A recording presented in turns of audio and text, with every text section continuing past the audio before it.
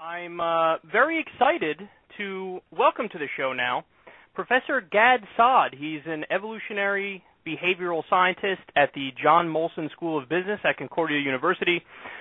Some of his notable works are the evolutionary basis of consumption, the consuming instinct, and evolutionary psychology in the business sciences. You guys can find him on YouTube. His channel is just G-A-D-S-A-A-D, Gad Saad, his name, and you could follow him on Twitter. It's at Gad Saad. Professor, thanks so much for joining me. I really appreciate it. Oh, thank you for having me. Great to be with you. So I think a lot of people in my audience are familiar with you, and they're familiar with your work. You've been on Joe Rogan's podcast a number of times. You did an interview with Dave Rubin recently, who, of course, I know through TYT. And I think you and I have plenty of areas of agreement. We have some areas of disagreement, too, but I think I'd rather like to focus on the agreement today because I want to pick your brain and see what I can learn. So first of all, let's have a little conversation here about political correctness. My general thesis on it, and I'm curious to see if you agree with me on this, I've been saying for a long time, I don't know if I've ever heard an argument from the left about political correctness that I didn't agree with. So in other words, like when Bill Maher gets angry at the left for joke outrage, for example, I think that's 100% merited, and it annoys me that people on the left sometimes become the PC police. But at the same time, when I see people on the right typically bring up the idea of political correctness, I cringe because, for example, like Ann Coulter brought it up recently while discussing Donald Trump, and I feel like the right uses it as a mask to get away with saying things that are factually incorrect, whereas the left has legitimate concerns about political correctness. What do you think? Well, I mean, I think you're right. The problem is that in its spirit, political correctness is a nice thing to the extent that, we should all be kind to each other. We should use language that doesn't hurt one another. The problem arises where, and I regret to say that this is very much a left's problem, where it becomes a runaway form of lunacy, right, where every single possible word could be redefined in a way that it becomes offensive, right? So, for example, the language police, a part of the political correctness movement, constantly redefines words so that what used to be perfectly acceptable becomes unacceptable. And given the number of problems that we have to address in the world, I think that it's maybe misplaced energy to worry about all these things. Yeah. My go-to on that is always, I always bring this up as my main point whenever I discuss political correctness. It really is the joke outrage gets me, man. I get so angry about that because I feel like the left alienates people and loses people who agree with them when you get people that get super upset over jokes that, offend certain groups of people. Just to give you one example, Bill Maher used to have this joke where he spoke about how he doesn't want President Obama to be President Wayne Brady. He wants President Obama to be President Suge Knight and wear like a purple suit and smoke a Black and Mild. And the idea is he wants a more aggressive liberal president. And, some people get angry about that. Or when he made the joke comparing the look of somebody in One Direction to one of the Zarnev brothers, it's like he's not actually saying – people tried to pretend like he was saying all Muslims are terrorists when he made that joke. But that's not what he was saying. He was just making a joke because they look alike. Well, I think in what happens in comedy is you take certain stereotypes that oftentimes are rooted in truth. Some of these stereotypes describe a particular group. It might be men or women or Asians or blacks or whites. And you if you'd like, you expand the stereotype so that it becomes humorous. And the problem arises where you have identity politics that so much define the discourse on campuses. Well, to the extent that you appear as though you're making fun of a group, then it becomes forbidden. And I think that's really where it comes from, right? It's the clash of humor with identity politics that doesn't really fly. what do you think is the best way to fight back against that? Because you and I have both spoken to Sargon of Akkad, who has another great YouTube channel, and my initial argument to him was, well, I would argue that what they're doing is actually at its core not liberal. Like that, there's more in common with, old school puritanical thinking. Like that's what they're doing. It's actually more in line with authoritarian thought, and authoritarianism, at least, according to one political spectrum, is almost by definition right wing. So isn't that the way for people like myself and you to try to win that argument, is to convince these people on college campuses and elsewhere that, like, in fact, you're not really being liberal. You think you're being liberal, but to be liberal means, for example, you always defend free speech, even if it's something that could be a grotesque comment. You're absolutely right. It is very much a fascist position to take. Now, how do you handle it? I mean, one of the ways that I handle it, for those who follow me, they already know this, is I apply a lot of satire, right? I actually use humor to demonstrate how idiotic it is, right? So just today I put up a bunch of tweets where I feigned being offended at the fact that somebody called me sir without first polling what my gender identity is.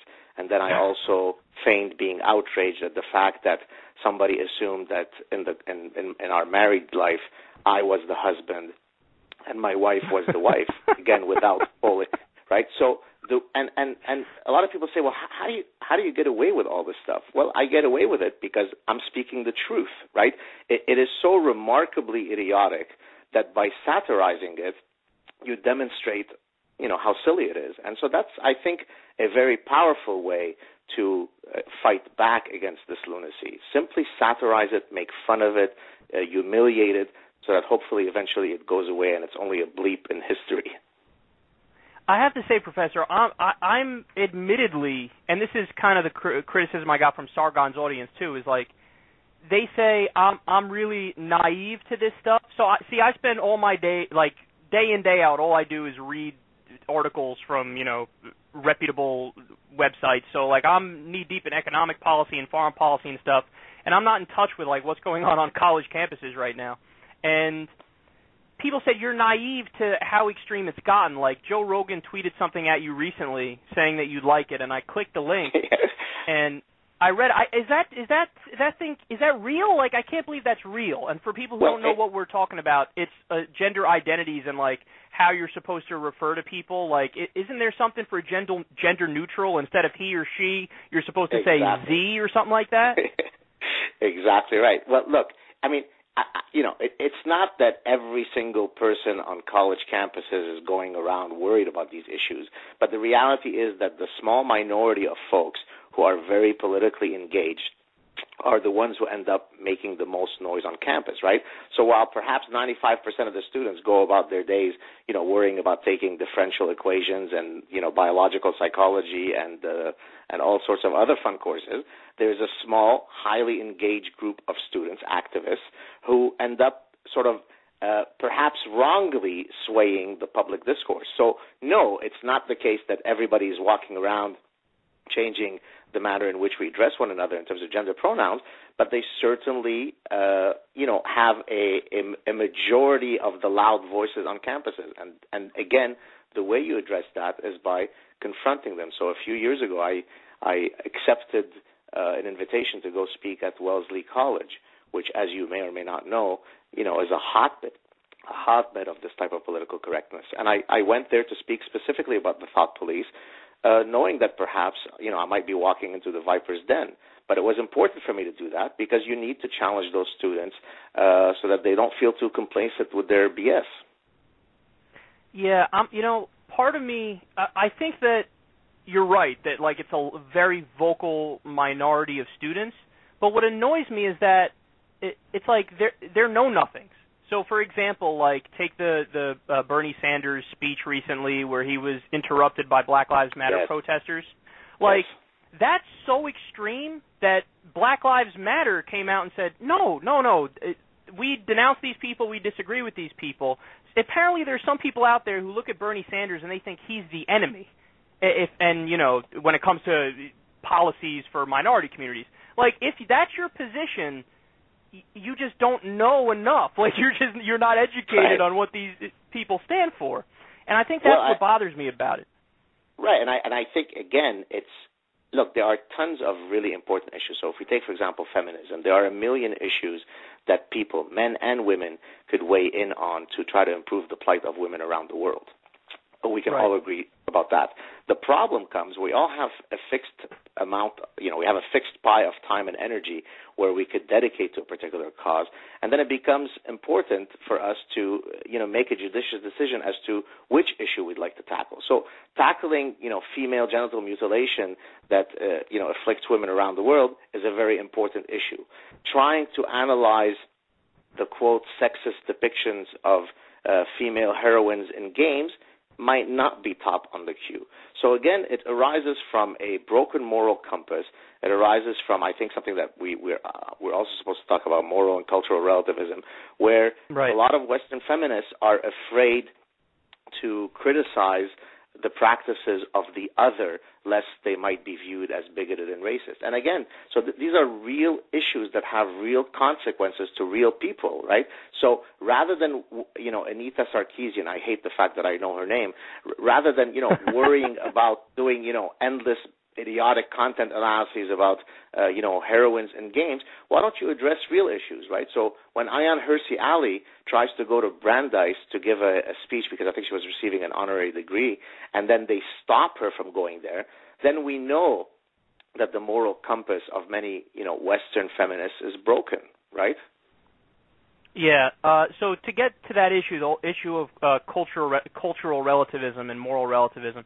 So I haven't been accused from that group often, but like recently I did a video I did a segment on the women sentenced to gang rape by a tribe in rural India. And in the midst of that conversation and that segment, I had mentioned that what I think is obviously true, which is that some cultures have practices that are just flat out incorrect. Like, that's just wrong. You're not supposed to, sentence somebody to gang rape.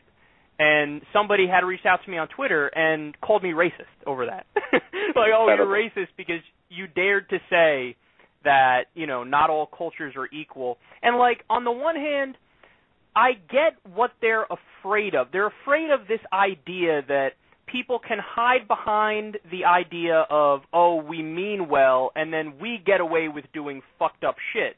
But at the same time, like, when you go that far to the point where I'm criticizing something very specific, women sentenced to gang rape, if you're objecting over that and you're disagreeing that there's differences between cultural practices, that does become cultural relativism or moral relativism. Absolutely. So first I'll say this. I think this breakdown of reasoning stems from two somewhat related movements. One, postmodernism, which took hold in many, in all universities. The idea being that there are no objective truths. Everything is relative, right? And this is why postmodernism is known as an anti-science movement, because by definition, science tries to uncover realities of nature. Now, if you start with the premise that there are no objective truths, then you're putting yourself in a corner. So that's number one. Number two, multiculturalism as a political philosophy argues that when you accept new immigrants into your country, you should never try to get them to assimilate. If they wish to maintain the practices from wherever they came from, then you should encourage them to do that. Now, that's fine. I mean, I'm Lebanese, and I moved to Canada, and I still speak Arabic, of course, and I love Lebanese food, and much of my ethnicity is Arabic. But some of the ugly stuff that I left behind in the Middle East, I don't wish to replicate in Canada. And I should be judged harshly by Canadians if I wish to replicate those. So I think that's where originally this idea of who are we to judge the other come from. Now, I'll just say, just to add to your example about the gang rape, Sam Harris tells a great story, and I might get a few of the details wrong. At one point, he was at some function where there was a lady, an ethicist, who served on the Presidential Ethics Board, whatever exactly that is. And she was very much a moral relativist, and he wanted to push to see how far he could push her. So he asked her, do you think if there were a practice whereby every third child, his eyes would have to be gouged because of some, religious narrative, would that be okay by you? And her answer was, and, you need to be sitting down to believe this, was yes, of course. I mean, who are we to judge their practices? So this ethicist who serves on the president's, panel was unable to feel sufficiently morally comfortable in saying that the gouging of the eyes of children was a reprehensible reality. That's pretty bad. Yeah, see, to me, so broadly speaking, the idea of multiculturalism, I'm totally in favor of. But there's a very important caveat in there, which is that you can't be tolerant of intolerance. So if you have some sort of fundamentalist Christian sect pop up or fundamentalist Islamic sect pop up, and they want to be part of this multicultural environment, well, you can't allow that if they don't agree on the basics. So as long as people agree on the basics, well then, yeah, I'm in favor of as many races as we can possibly get in here, let's get them in here. As many ethnicities as possible, let's get them in here. As many religions as possible, let's get them in here. But you all need to agree on the basics, which is that you can only be tolerant of other cultures that are tolerant. You can't be tolerant of intolerance, because then it's self-destructive, and then the intolerant end up taking over. And you have to cower in a corner and say, okay, I need to acquiesce to these intolerant ones because they're the loudest, and who am I to judge? The who am I to judge thing, it's weird because there's there's one rule that I generally agree with, and I'm curious what you think about it, and it's the idea that, I think we, or myself as an American, I should criticize what Americans do wrong first and what our government does wrong first. But I'm not limiting myself in principle to only critiquing America. Of course I'm going to critique other cultures. But I do believe in the idea that, okay, well, let's prioritize here, and let's start with what we can control here in America over elsewhere first. Do you agree with that principle, or would you say it makes more sense to just judge, the worst practices regardless of where they are, and don't worry about starting with your own? Right. So when it comes to, if you like, our innate moral compass, then that moral compass is not restricted by geographic boundaries, right? So I do believe that there is such a thing as deontological ethics. There is right, there is wrong. The gouging of children, even of the children's eyes, even if couched under the cloak of religion, is wrong. And so therefore, if I am a citizen of the world who is making pronouncements about, proper moral conduct, then I don't care so much whether the moral transgression is happening from my government or from somewhere over there, right? I think the problem with a lot of progressives is that they, self-flagellate by demonstrating their progressive membership card by always turning the critical eye towards them, right? So the way that I demonstrate that I'm a truly progressive person is to constantly criticize my culture, my identity, my values. That's the way I am a true progressive, right? It's the Noam Chomsky phenomenon, right? Which, as you may or may not know, I coined the game, the 6 degrees of Noam Chomsky thinking, which basically works as follows. For any calamity around the world, you need to link it to the U.S. military-industrial complex in 6 causal steps or fewer, right? The idea being that everything somehow boils down to the U.S. evil empire. Or you could choose your other preferred villain. It could be Israel, right. It could be someone else, but it's certainly not those brown people over there. And that's just hypocrisy. It's intellectually dishonest, and I frankly can't stand it. Yeah, I see. I think you're obviously right when you say it's a problem when people basically out of principle say, I'm only going to criticize the U.S., I'm only going to criticize myself, and I will relentlessly link everything back to us. I think that's a problem because I think that's not true. If you're always doing that, then you're just incorrect and you're not accurately diagnosing stuff. But I think you and I do have a slight disagreement in the sense that I would say because I am an American and because I can affect American policy and American culture more, I'm much more likely to, or I should say, I first criticize us, and then of course I'm not against, in principle, criticizing other countries, other religions. I criticize everybody, but I just think that, there's not that there's necessarily a moral responsibility to first try to fix what you can change, but just that I think it makes it so that when you criticize others, they realize, oh, it's coming from a good place because they're willing to be self-critical as well. Right. Incidentally, yesterday I had a Twitter exchange with a gentleman who will go nameless that very much related to exactly what we were talking about. At one point, I had put up a fact about the ridiculously low number of refugees that have been taken in by the Gulf states. I think, if anything, I think the number is zero. And this person, many it is zero, yeah. Right, and this person retorted. I hadn't tagged him on my Twitter feed, but he retorted, why don't we look at ourselves and how much we should take in rather than worry about the Gulf states. Oh, by the way, how many did Israel take in, right? So, I mean, imagine how grotesque this type of thinking is, right? I mean, who is best positioned to effect change regarding the tragedy that say, in this case, the Syrian refugees are facing? Their neighbors, their co-religionists, or Hungary and Bosnia-Herzegovina, right? So the idea that, now, again, the reason why he was simply unwilling to criticize the Gulf states, because somehow within his progressive moral compass, it's just wrong to do that. It is progressive to criticize Canada or U.S. for not doing more, but it is absolutely wrong to criticize the Gulf states for doing nothing. That's a broken moral compass. All right, so we have about 9 minutes left here, and I want to get to an interesting story I want to tell you about feminism and get your response, or third wave feminism, I should say. So I promised everybody that I would say the word titties in front of you because you're a professor, so I will now proceed to use the word titties. Right, fair enough.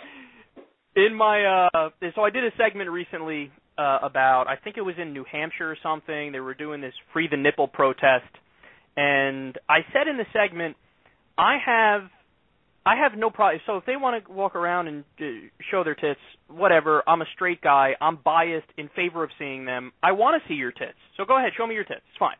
So they can do that protest.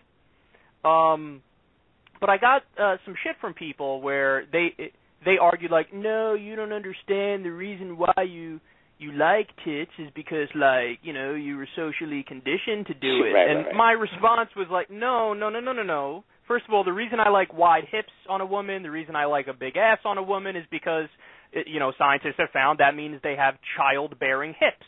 So it's very innate. I'm one of those scientists. Right, which is awesome.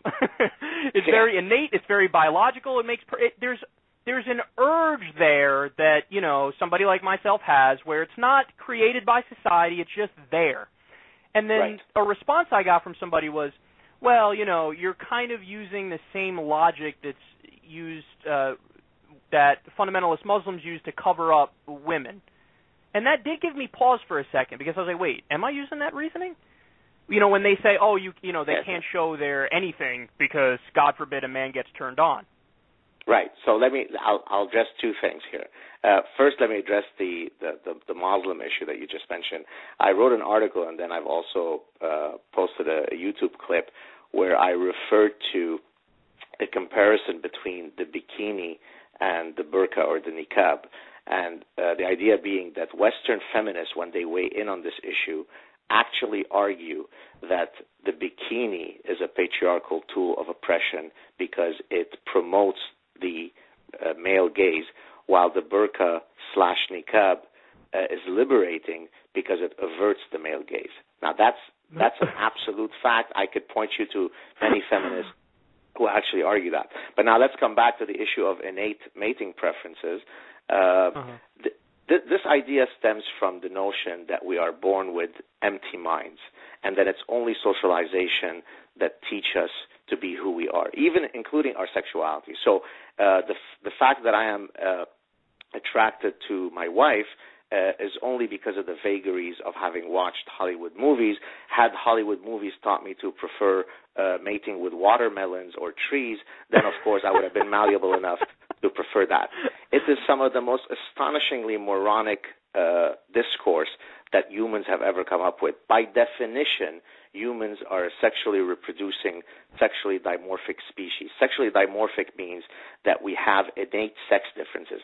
This is how we define our species in biology.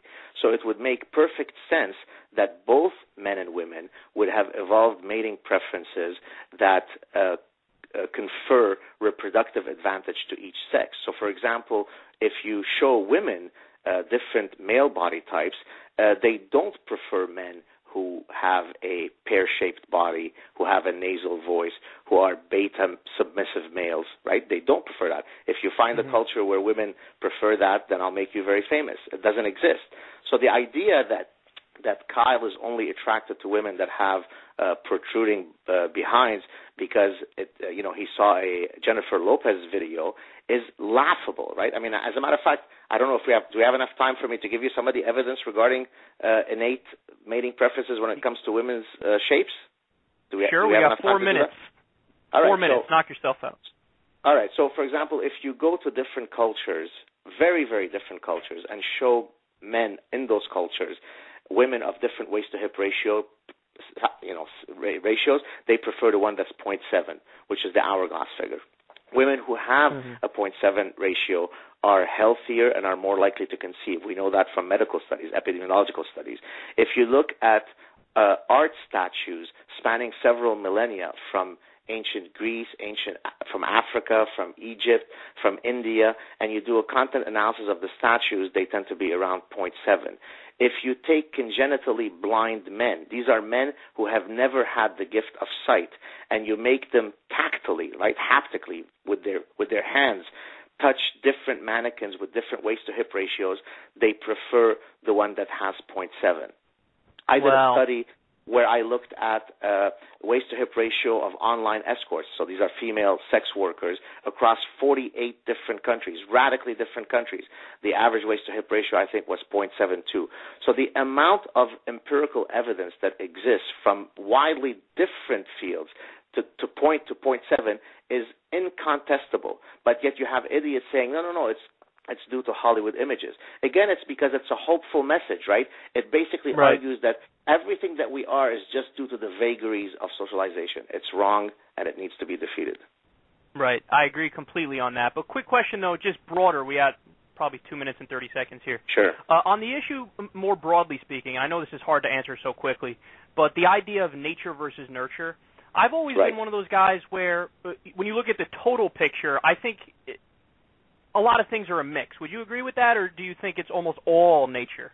No, you're exactly right. And as a matter of fact, I like to use what's known as the cake metaphor. So if you take the ingredients of a cake, right, the flour, the eggs, the sugar, and then at first you could see that they're separate ingredients, but now you put them together and then you bake the cake. If now once I ask you to look at the cake and point to the separate ingredients, you can't, right? It's an inextricable mix of all those ingredients. Right. That's what we are. The idea of nature versus nurture is really a moot, idiotic dichotomy. Almost everything is an inextricable mix of both. That's a great answer. That's exactly and I've never heard that cake analogy is perfect. All right, guys. That's why I'm the Godfather. That's right. All right, so everybody can follow Professor Gad Saad on Twitter. It's at GADSAAD. And you can check out his YouTube channel. That's youtube.com/GADSAAD. And Professor Saad, do you have any other outlets that you want them to check you out on? They can also, if they'd like, follow me on Facebook. It's Dr. Gad Saad. All right, Professor. Thanks so much for joining me. I really appreciate it. It was a fun conversation. Thank you so much, sir. Good talking to you.